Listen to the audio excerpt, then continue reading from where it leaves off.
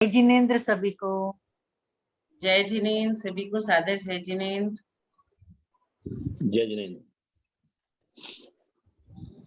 सभी लोग साथ में बोलेंगे। मोक्ष मार्गस्य नेतारं कर्म भूभृतां ज्ञातारं विश्वतत्त्वानां वन्दे वंदे तत्त्वलक्ष्मी। आज हम 5वां अध्याय की चर्चा करेंगे।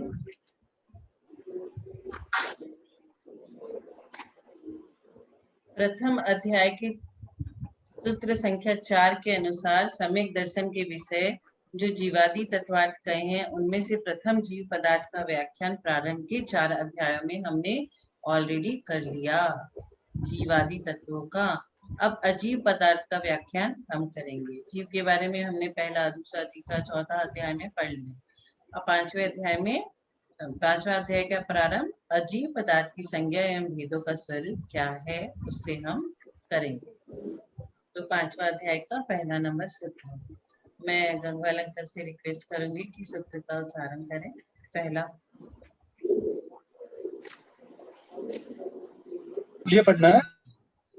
4 तक हो गया ना 5वां स्टार्ट करते। हाँ पढ़िए अंकल। अजीव काया धर्माधर्माकाश पुद्गलाः। धर्म अधर्म, पहला धर्म, दूसरा अधर्म, तीसरा आकाश और पुद्गल, ये चारों क्या है? अजीव काय है। हम लोग जीव काय का पहला, दूसरा, तीसरा, चौथा अध्याय में पढ़ लिए हैं। जीव, उसका वर्णन, नरक गति, कहाँ पे नरक होता है, कहाँ नारकी होते हैं, कहाँ देव होते हैं, सब पढ़ लिया हमने। अब हम अजीव, अजीव में क्या होता है? धर्म, अधर्म, आकाश और पुद्गल, ये चार जो है ये चारों अजीव काय है। पहले नंबर का सूत्र। अब सूत्र संख्या दूसरी। द्रव्याणि, ये धर्म, अधर्म, आकाश एवं पुद्गल द्रव्य है। पहले कहा अजीव काय है। क्या अजीव काय है? धर्म भी, अधर्म भी, आकाश भी और पुद्गल भी। अब कहा ये धर्म, अधर्म, आकाश एवं पुद्गल ये सब द्रव्य है। आगे तीसरा, जीवाश्च, जीवाश्म में जीव भी द्रव्य है। पहले हमने क्या कहा? धर्म, अधर्म, आकाश और पुद्गल द्रव्य है। फिर हमने कहा जीव भी द्रव्य है। आगे, नित्यवस्थितान्य रूपाणि। इसका मतलब हुआ पूर्वोक्त सभी द्रव्य। पूर्वोक्त माने कौन से? जीव, अजीव और कौन से? आकाश और नहीं, अब आप लोग को बोलना होगा। धर्म, अधर्म, आकाश और पुद्गल, ये चार के बारे में पहले पढ़ा था। जीव, अजीव नहीं, धर्म, अधर्म, आकाश और पुद्गल ये द्रव्य है। और यहाँ पे क्या पढ़ रहे हैं कि पूर्वोक्त सभी द्रव्य, सभी द्रव्य में जीव भी आ गए और अजीव में ये चार आ गए। कौन से? धर्म, अधर्म, आकाश और पुद्गल। तो जीव बोले तो जीवाच्छ, जीव भी द्रव्य है, ये आ गया। और द्रव्याणी में धर्म, अधर्म, आकाश और पुद्गल ये चार द्रव्य है। अब ये सारे, तो ये अजीव और जीव ये सारे पूर्वोक्त सभी द्रव्य नित्य है। नित्य क्या है? नित्य मतलब परमानेंट है, अवस्थित है और अरूपी है। ये सारे के सारे नित्य है। नित्य माने परमानेंट है।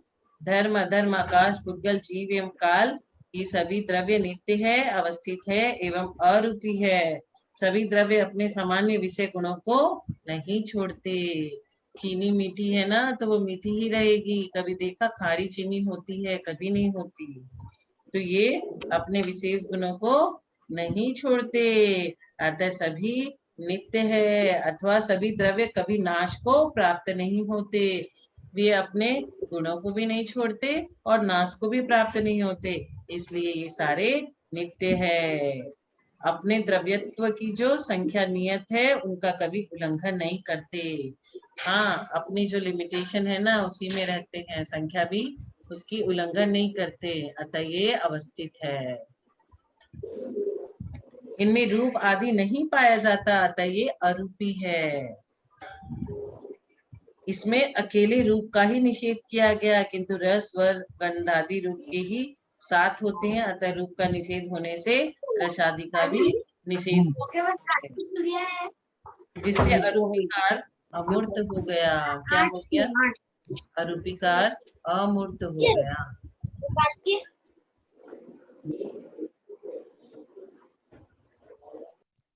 अब आगे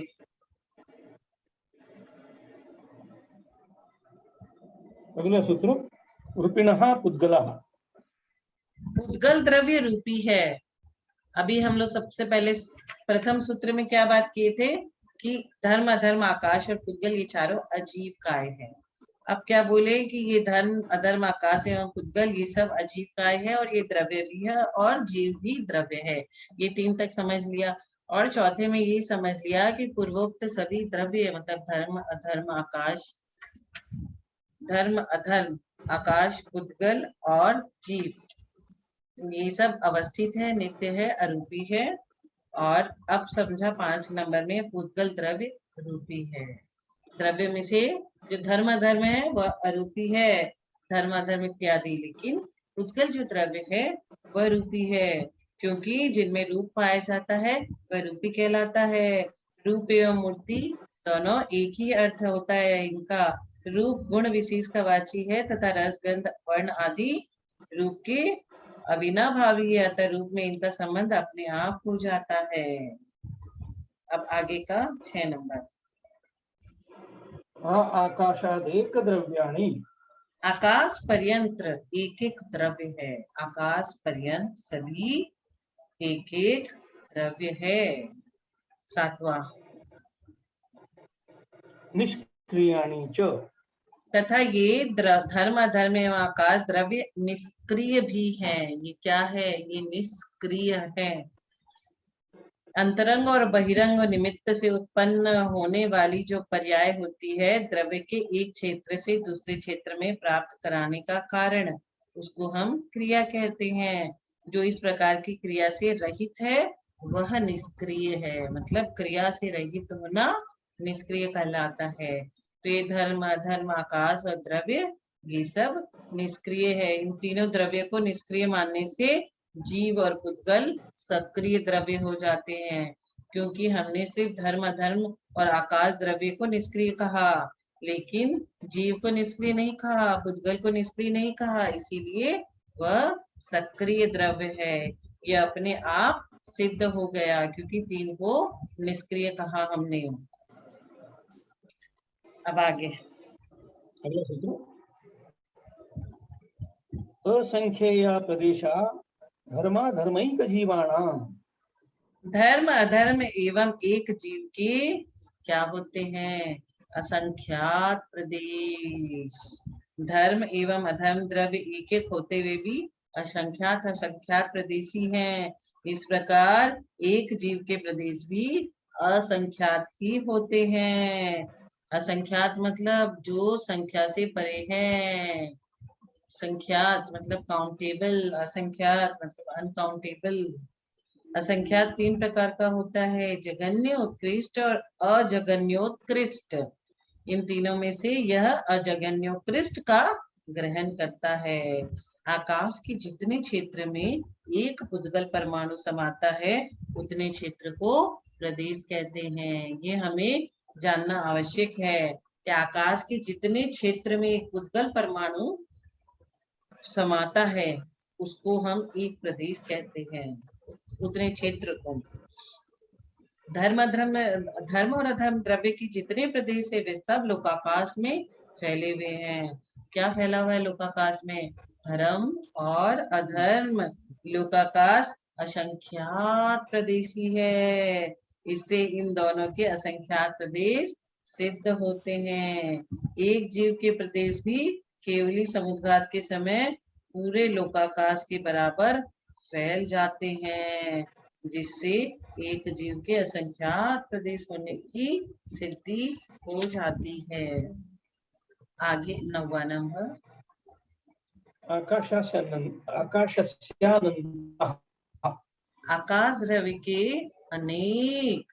आकाश द्रव्य के अनंत प्रदेश है। कितने अनंत प्रदेश पद की अनुवृत्ति है। आकाश द्रव्य अनंत प्रदेशी है। आकाश के दो भेद होते हैं, पहला लोकाकाश और दूसरा अलोकाकाश।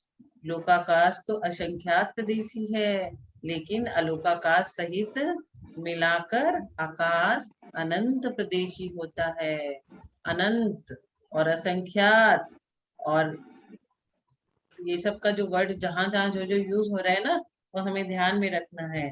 लोकाकाश तो असंख्यात प्रदेशी है, लेकिन अलोकाकाश अनंत प्रदेशी है। जैसे कि सिद्धों के लिए बोलते अनंतानंत सिद्ध परमेष्ठी। आगे 10वां। संख्येया संख्येयाश्च पुद्गलानाम्। पुद्गल द्रव्य के संख्यात असंख्यात एवं च से अनंत प्रदेश भी होते हैं। पुद्गल द्रव्य के संख्यात असंख्यात एवं अनंत प्रदेश होते हैं। पुद्गल द्रव्य के अणु स्कंद आदि भेद होने के कारण कोई संख्यात प्रदेशी और कोई असंख्यात प्रदेशी एवं कोई अनंत प्रदेशी होने से इसमें संख्यात असंख्यात एवं अनंत प्रदेश सिद्ध हो जाता है। आगे नानो। नाणो, हमको लगता है ये जो नाणो है ना, ये पूरा तत्वार सूत्र का सबसे छोटा सूत्र है ना। बीच के अध्याय में 5वें अध्याय में आया है 11 नंबर। इसका मतलब है न अणु हो, मतलब परमाणु के प्रदेश नहीं होते। न मतलब नहीं होना और अणु परमाणु के प्रदेश नहीं होते। परमाणु के संख्यात असंख्यात अनंत आदि प्रदेश नहीं होते, इसलिए न अणु हो परमाणु के प्रदेश नहीं होते। यह सूत्र तत्वार सूत्र के समस्त सूत्रों में अल्प अक्षर वाला होने से सबसे छोटा सूत्र है। पूरे 10 अध्याय में सबसे छोटा सूत्र है नाणो। अब आगे लोकाकाश उवगा। ये धर्मादिक द्रव्य लोकाकाश में समाये हुए हैं। कहाँ पे समाये हुए हैं? लोकाकाश में। लोकाकाश धर्मादिक द्रव्यों का आधार है, क्योंकि जहाँ धर्मादिक द्रव्य लोके अर्थात देखे जाते हैं। लोके माने देखा जाना। वो बिहार में बोलते हैं ना, लौकत है, मतलब हमको दिखत है, तो वही लौकत मतलब देखना। लोकाकाश धर्मादिक द्रव्यों का आधार है, क्योंकि यहाँ धर्मादिक द्रव्य लोके अर्थात देखे जाते हैं, तब उसे लोक कहते हैं। उसके ही आकाश को लोकाकाश कहते हैं। सभी द्रव्य आकाश के आधार से रहते हैं, किंतु आकाश स्वयं अपने ही आधार से रहता है, क्योंकि आकाश से अधिक परिमाण वाला अन्य कोई द्रव्य होता ही नहीं जहाँ पर जहाँ पर आकाश भी जा सके। इसीलिए आकाश का आधार वह स्वयं होता है। यदि ऐसा मान भी ले तो अन्यथा दोष उत्पन्न होगा, अर्थात सभी आधार ढूंढने होंगे जिससे सभी व्यवस्था हमारी दूषित हो जाएगी। अब आगे पढ़ते हैं। धर्मा धर्मयो कृष्णे। धर्म और अधर्म द्रव्य का अवगाह समस्त लोकाकाश में है। कहाँ है? धर्म और अधर्म द्रव्य का अवगाह समस्त लोकाकाश में है। जिस प्रकार तिल में तेल और शक्कर में मिठास व्याप्त होती है, तिल में तो तेल ही निकलेगा और शक्कर से मिठास निकलेगी, उसी प्रकार समस्त लोकाकाश में धर्म और अधर्म द्रव्य व्याप्त होकर रहता है। यद्यपि ये द्रव्य एक जगह रहते हैं, तो भी अवगाहन शक्ति एवं और अग्रु लघुत्व गुण के कारण इनके प्रदेश एक दूसरे में प्रविष्ट होकर भी व्याघात को प्राप्त नहीं होते। आगे एक प्रदेशादिषु भाज्यः पुद्गलानाम्।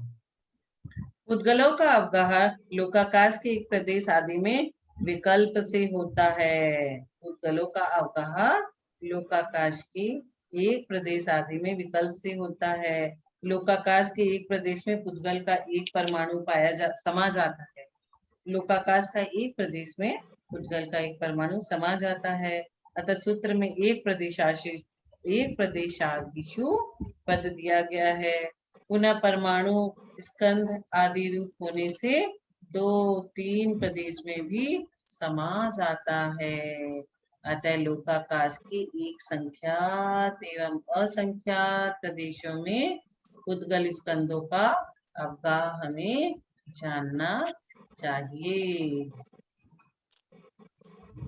असंख्येय भागादिषु जीवानाम, लोकाकाश के असंख्यातवें भाग आदि में जीवों का अवगाह होता है। एक एक असंख्यातवें भाग में अर्थात लोकाकाश के असंख्यातवें भाग में जो प्रदेश होते हैं उसमें एक जीव रह सकते हैं। इस प्रकार 2, 3, 4 आदि असंख्यात भागों से लेकर सब लोक पर्यंत एक जीव का अवगाह हमें जान लेना चाहिए। किंतु नाना जीवों का अवगाह सब लोक में ही होता है और केवली समुद्घात की अपेक्षा एक जीवों के असंख्यात प्रदेश लोकाकाश के असंख्यात प्रदेश में समा जाते हैं। संसारी जीव कितने प्रकार के होते हैं? 2, सूक्ष्म और बादर। अतः उनका लोकाकाश में अवस्थान बन जाता है।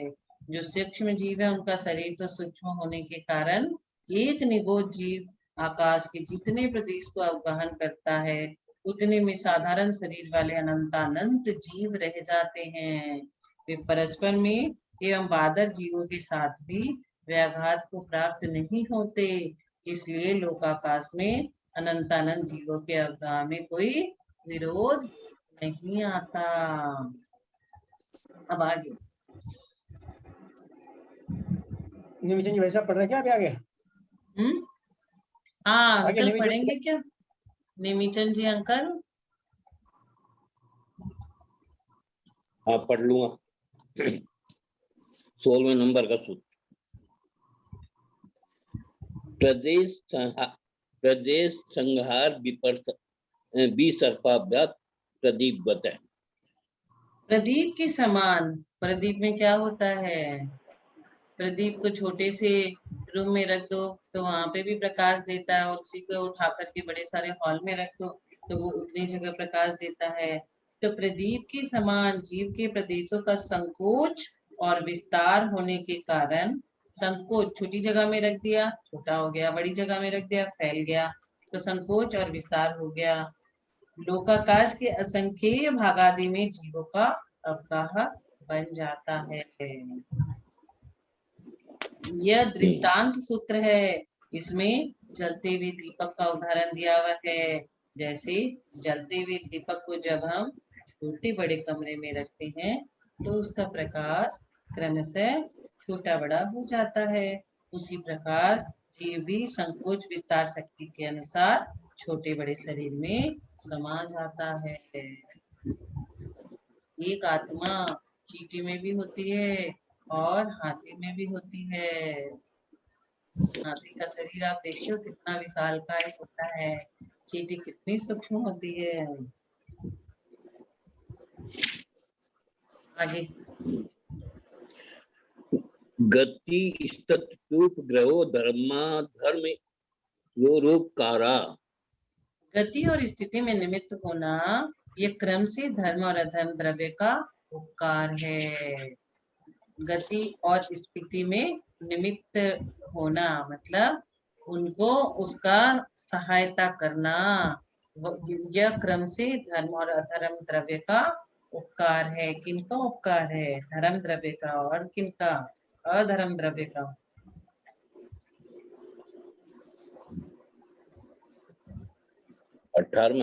नहीं रुकिए एक बार। धर्म द्रव्य जो चलते हुए गतिशील जीव एवं पुद्गल को चलने में सहकारी हो, चलते हुए गतिशील जीव एवं पुद्गल को चलने में सहकारी हो उसे धर्म द्रव्य कहते हैं। जैसे जैसे क्या?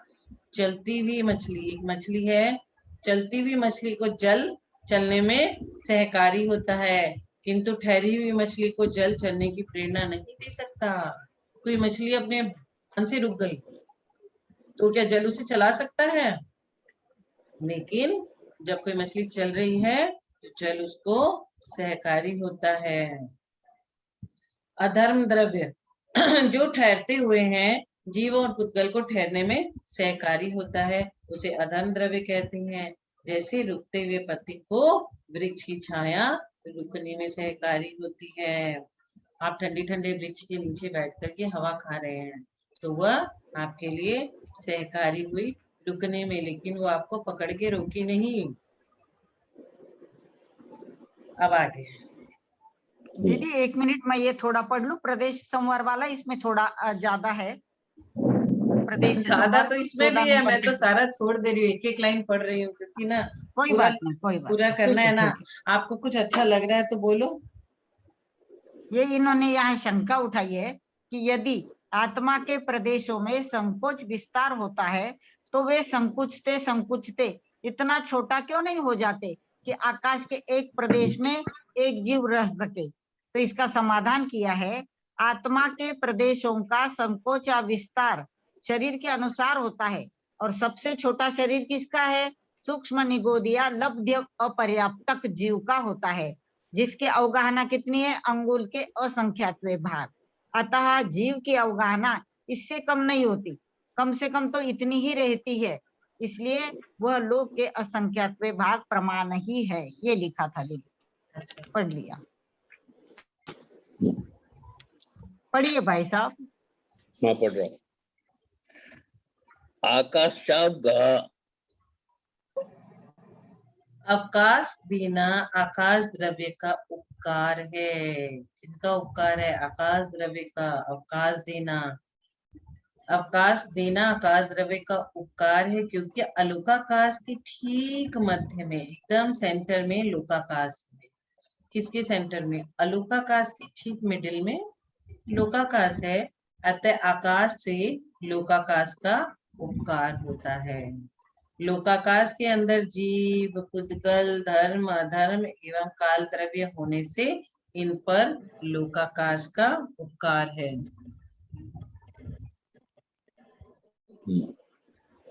शरीर वांग मने प्राणापाना पुद्गला नाम। एक मिनट अंकल, ये जैसे जो बताया, क्योंकि अलोकाकाश के ठीक मध्य में लोकाकाश है, तो ये अलोकाकाश है, इसके मिडिल में लोकाकाश हुआ, और आकाश से लोकाकाश का उपकार होता है। और ये जो लोकाकाश के अंदर, इसके अंदर ही जीव, पुद्गल, धर्म, अधर्म एवं काल द्रव्य होने से इन पर लोकाकाश का उपकार है। हाँ अंकल, अब शरीर वांग मने प्राणापाना पुद्गला नाम। शरीर, वचन, मन और प्राणापान यह पुद्गलों का उपकार है। पुद्गलों का क्या उपकार है? शरीर, वचन, मन और प्राणापान यह पुद्गलों का उपकार है। 20वां सुख दुख जीवित मरणोपग्रहाश्च। सुख और दुख, जीवन और मरण, ये भी पुद्गलों के जीव के प्रति उपकार है। क्या क्या उपकार है? सुख, दुख, जीवन और मरण, ये भी पुद्गलों के, मतलब क्या है? पुद्गलों के जीव के प्रति उपकार है। साता और असाता रूप कर्म के उदय से अंतरंग हेतु के रहते हुए बाह्य द्रव्यादि के परिपाक के निमित्त से जो प्रीति और अप्रीति, जो चीज हमें अच्छी लगती है वो प्रीति है, और जो चीज हमें अच्छी नहीं लगती है, हमारे अनुसार नहीं हुई, वह अप्रीति है। और उनके परिणाम से सुख और दुख उत्पन्न होते हैं। अच्छी लगने वाली चीज हमें सुख प्रदान करती है, और नहीं अच्छी लगने वाली चीज से हम दुखी हो जाते हैं। मरण में मृत्यु महोत्सव संलेखना को जीव का उपकारक कहा जाता है। अतः दुख एवं मरण ये दोनों भी जीव के उपकारक है। क्यों? मरण में क्या होता है? मृत्यु का महोत्सव कौन मनाता है? संलेखना लेने वाले, वो लोग जिनकी संलेखना होती है। उसपे कोई रोता है क्या? नहीं, उसपे सब कोई मृत्यु का महोत्सव मनाते हैं। तो संलेखना को जीव का उपकारक कहा गया है। अतः दुख एवं मरण ये दोनों भी जीव के उपकारक है। आगे। परस्परोपग्रहो जीवानाम। परस्पर निमित्त होना यह जीवों का उपकार है। परस्पर शब्द क्रियावाची है, परस्पर का उपग्रह परस्परोपग्रह है, यह जीव का उपकार है। कैसे? जैसे स्वामी सेवक का धन आदि देकर उसका उपकार करता है। आप किसी स्टाफ को एम्प्लॉय रखिए और उसको सैलरी दे रहे हो मंथली, वो आप पे डिपेंडेंट है, तो यह आपका उसके ऊपर उपकार है। लेकिन जो आप उसकी सेवा ले रहे हो वह उसका आपके ऊपर उपकार है, लेकिन वो कोई मानता नहीं है। दोनों लोक में सुखदायी उपदेश द्वारा तथा उपदेशानुसार उन्हें चर्या में लगाकर शिष्यों का आचार्य क्या करते हैं? शिष्यों का उपकार करते हैं, उनको धर्म सिखा करके, उनको चर्या में लगा करके, शिष्य आचार्य के अनुकूल चलकर उनका उपकार करते हैं। शिष्य भी आचार्य को उपकार करते हैं, उनकी सारी बातें मान के वेल डिसिप्लिन में होके सारा काम करते हैं। तो इसीलिए परस्पर निमित्त होना यह जीवों का उपकार है। आगे वर्तना परिणाम क्रिया परत्वा परते चे कालाश्च। वर्तना परिणाम क्रिया परत्व एवं अपरत्व ये काल द्रव्य के उपकार है। अभी तक तो हम लोग काल द्रव्य की बात नहीं किए थे। अब इस सूत्र में 22 नंबर के सूत्र से काल द्रव्य का वर्णन शुरू हुआ। वर्तना परिणाम क्रिया परत्व एवं अपरत्व ये सब काल द्रव्य के उपकार है। द्रव्यों में जो परिस्पंदन रूप परिणमन होता है उसे क्रिया कहते हैं। क्रिया दो प्रकार की, पहली प्रायोगिक क्रिया, जैसे गाड़ी आदि का चलना, गाड़ी चलती है ना, तो ये भी क्रिया हुई। परस्पर परत्व अपरत्व अर्थात बड़े छोटे का व्यवहार, यह दो प्रकार का है। प्रथम क्षेत्र के कृत, जैसे शरीर बड़ा होना, किसी का शरीर छोटा होना। अभी पंचम काल में शरीर 5 फुट 6 फुट के अंदर ही होते हैं, और पहले कितने धनुष में सबकी ऊंचाई होती थी, 500 धनुष तरह से। कालकृत जैसे आयु में बड़ा और छोटा होना, आयु भी अभी बहुत छोटी होती है पंचम काल में, 2 डिजिट में आयु होती है। और पहले कितनी डिजिट में आयु होती थी? पल्योपम, पल्य, सागर, सागरोपम, यहाँ पे तो 2 डिजिट है, और वहां पे 10 11 12 13 14 ये सब डिजिट में आयु हुआ करती थी।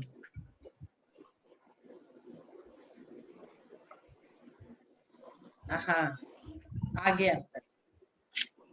आगे स्पर्श रस गंध वर्ण वंते पुद्गला।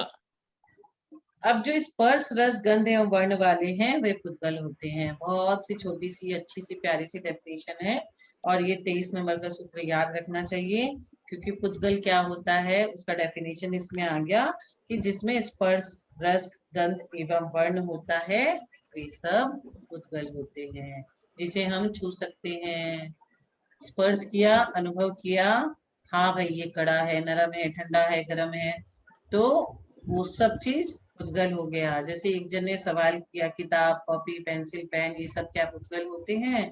तो आप इसको इस डेफिनेशन के हिसाब से देखो, स्पर्श है क्या, उसको आपने पकड़ा, वो नरम है, कड़ा है, पता चल रहा है क्या? हाँ चल रहा है।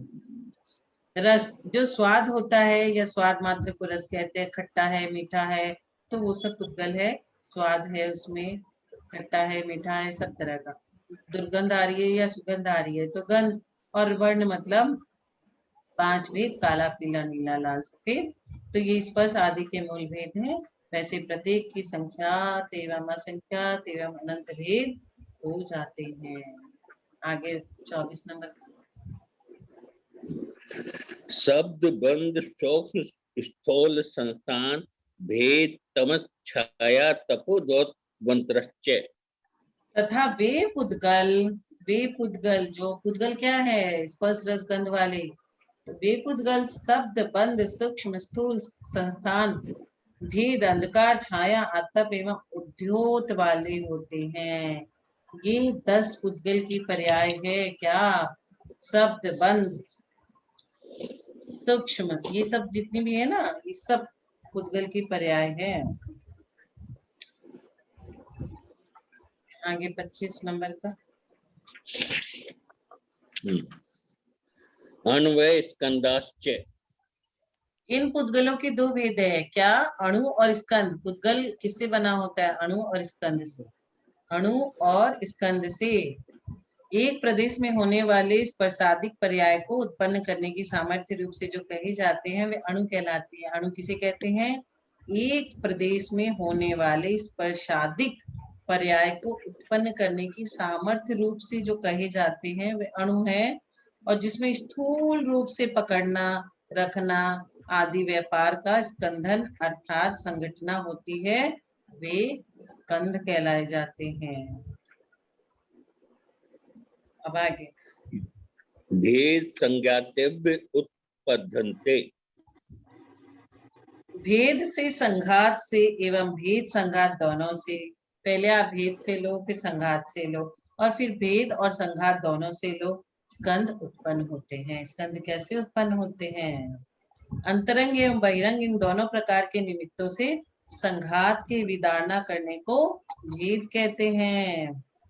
पुद्गल के अणु एवं स्कंद रूप परिणाम अंतरंग और बहिरंग निमित्त मिलने पर अणु से स्कंद रूप पर्याय अथवा स्कंद से अणु रूप पर्याय बनती और मिटती रहती है।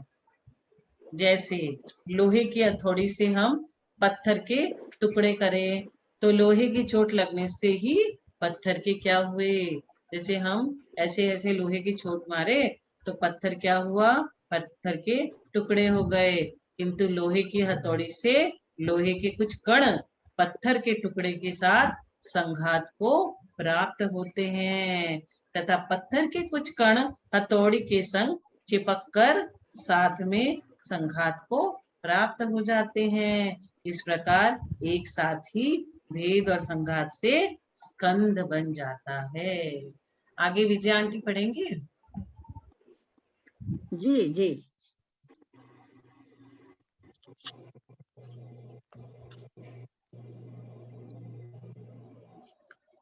छब्बीस नंबर का सूत्र पढ़ रही हूँ। 26 हो गया, भेद 27।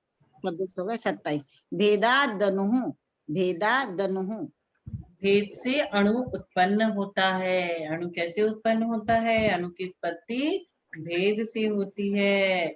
जैसे स्कंद की उत्पत्ति भेद और संघात से होती है, उसी प्रकार अणु की उत्पत्ति मात्र भेद से उत्पन्न हो जाती है। वहां तो भेद और संघात दोनों लगाया था।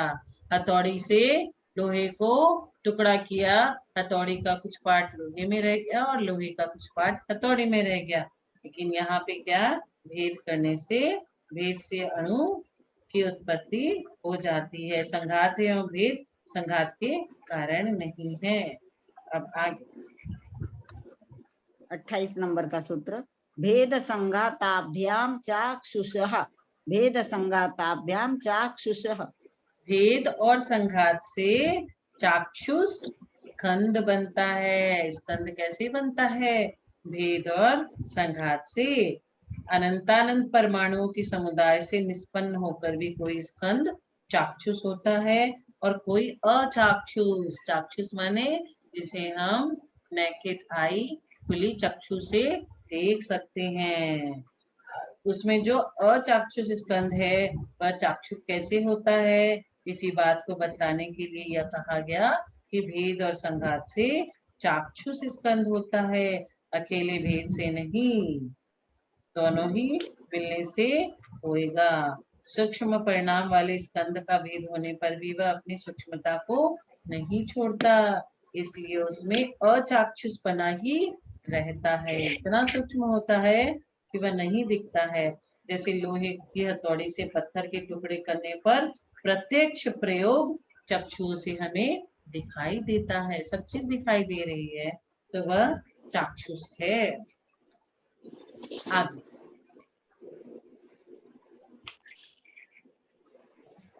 सत द्रव्य लक्षणम, सत द्रव्य लक्षणम। अब ये इसका मतलब है द्रव्य का लक्षण सत है। ये बहुत इंपॉर्टेंट बात बताई है आचार्य ने कि द्रव्य का लक्षण क्या है। द्रव्य का लक्षण सत है, जो सत है वही द्रव्य है। वैसे तो द्रव्य सबके अनेक अर्थ होते हैं, किंतु यहाँ जिन द्रव्यों की चर्चा की गई है वे द्रव्य सत रूप ही है, काल्पनिक या वैकल्पिक नहीं है। सत मतलब क्या होता है? होना, एग्जिस्टेंस होना। ऐसा नहीं कि हम लोग कुछ काल्पनिक चीजें बता दिए, वंस अपॉन अ टाइम ऐसा हुआ था, ऐसा वैकल्पिक यहाँ पे कुछ भी नहीं है। ये सब जो सत है वही द्रव्य है। सद द्रव्य लक्षणम, द्रव्य का हम जब तत्वार सूत्र में बात करेंगे द्रव्य की, तो जिसमें सत है उसी की बात करेंगे।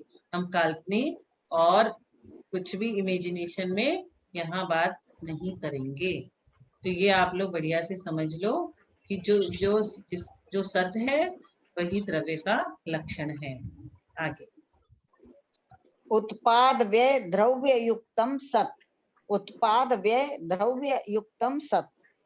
अब ये इतना अच्छा से बताया कि जो उत्पाद, व्यय और द्रव्य, ये तीन चीज का डेफिनेशन पहले तो आप समझे। उत्पाद क्या है, व्यय क्या है और द्रव्य क्या है। जो चीज में ये तीनों होता है, इन तीनों से जो युक्त है, सहित है, वह सत है। उत्पाद क्या होता है और व्यय क्या होता है। जैसे आपने पानी के अंदर चीनी मिलाई, तो चीनी का क्या हुआ? व्यय हो गया, चीनी खर्चा हो गई। उत्पाद क्या हुआ? शिकंजी बना लिया आपने। तो नींबू और चीनी मिला करके पानी में शिकंजी बनाई, चीनी चली गई, चीनी का व्यय हो गया, उत्पाद शिकंजी का हो गया द्रव्य।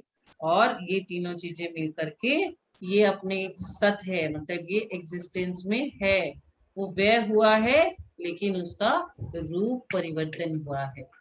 आपके घर में कुछ टूटा फूटा सोना है, जो आपकी चूड़ी उड़ी टूट गई है, तो आपने क्या किया? सोनार के पास ले जाकर के बोला, इसको आप रिप्लेस करके मुझे एक अच्छा सा हार बना के दे दीजिए।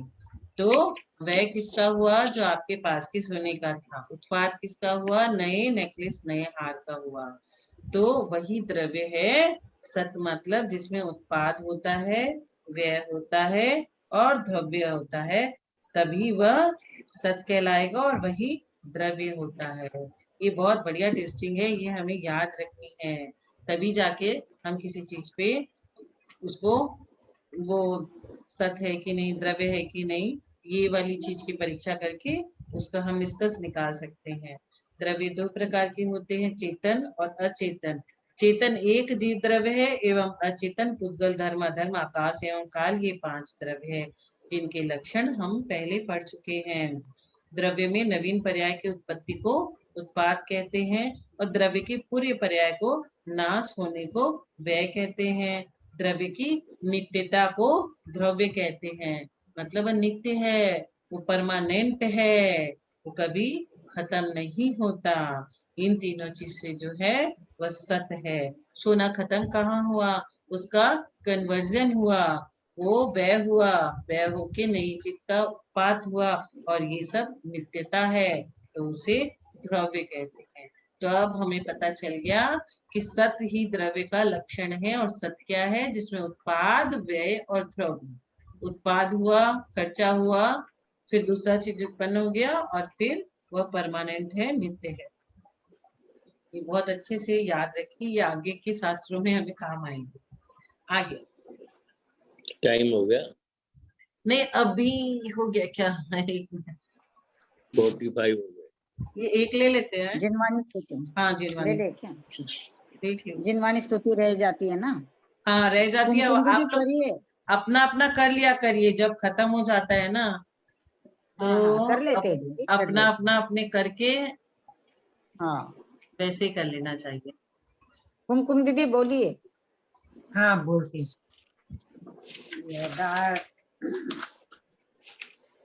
यदार्थमात्रा पदवाक्यहीनं मया प्रमादादधि किञ्चनोक्तं तन्मे क्षमित्वा विदधातु देवी सरस्वती केवलबोधलब्धिं।